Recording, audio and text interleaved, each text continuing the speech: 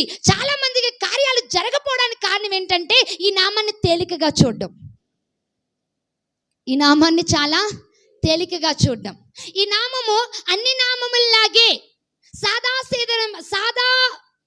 నామం అనుకుని, చాలా తక్కువైన నామం అనుకుని సింపుల్గా చూడడం వలన, సింపుల్గా నువ్వు లెక్క చేయడం వలన, అంటే సింపుల్గా నువ్వు అనుకోవడం వలన నువ్వు కార్యాలు పొందలేకపోతున్నావు.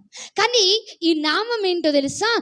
శ్రేష్టమైన నామం. ఈ నామం బహుశక్తి కలిగిన నామం. ఈ నామం బహు అధికారం ఇచ్చిన నామం. దేవునికి స్తోత్రం కలుగును గాక.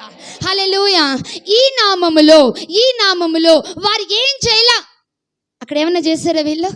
ఏం చేయాల? ఈ నామములో వారు ఆజ్ఞాపించారు. ఏ నామం అది? నజరేయుడైన యేసుక్రీస్తు నామములో నీకు ఆజ్ఞాపన చేస్తున్నాము. ఏంటనంటే నజరేయుడైన యేసుక్రీస్తు నామములో నీవు నడువు.